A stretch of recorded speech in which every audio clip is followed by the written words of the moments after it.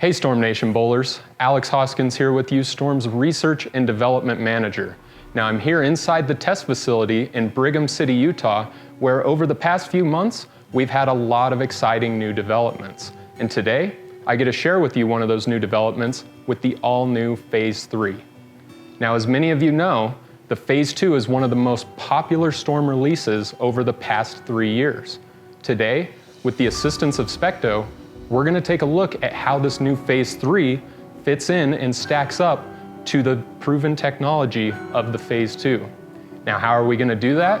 We're going to run a test. We've oiled the lanes with beaten path, and what we're going to do is throw both balls on the fresh and on the burn, and that's going to give you guys a really good idea of how these two balls complement each other as they go down the lane. Let's throw some shots, and let's see what that SPECTO data tells us. Notice how early the Phaze II reads the mid lane. This gives us a much smoother and more predictable shape off at the end of the pattern. We have a good amount of control and continuation on the fresh. This gives us the perfect shape to strike easily on this condition.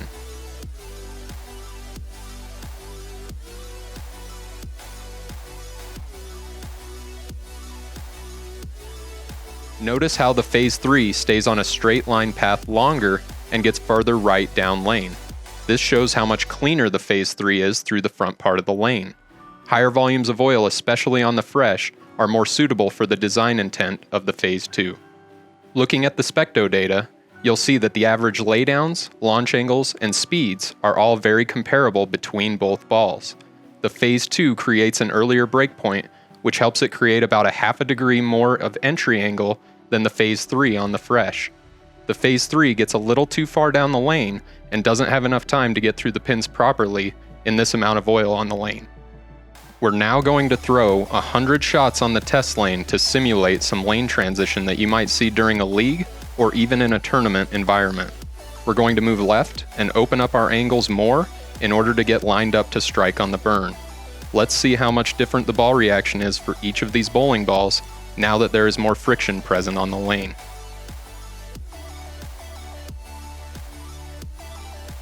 Notice how clean the Phaze III is even with the added friction on the lane from the 100 shots. The Phaze III is going to get through the front part of the lane easier and has a strong and continuous change in direction off of the end of the pattern.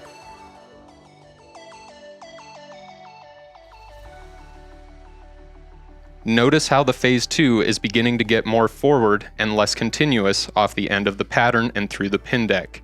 We're still able to get a few fortunate strikes here, but the added friction on the lane is causing the skid, hook, and roll of the ball to not occur in the right part of the lane. Looking at the SPECTO data, you'll see the average laydowns, launch angles, and speeds are all very comparable between both balls. The Phaze III is now creating 1.5 degrees more entry angle and maintaining its later breakpoint. The Phaze II now sees friction too early and gets forward too quickly. After seeing both the fresh and the burn, you can see how these two balls will complement each other in your bowling bag. All right guys, that is all the time that we have for this video today. I want to thank you guys for taking some time out of your day to watch this video. Hopefully you enjoyed the test results, and hopefully you got a little something out of the information that we shared with you about this new Phaze III. You're not going to want to miss it. And while you're at it, remember, always bowl up a storm.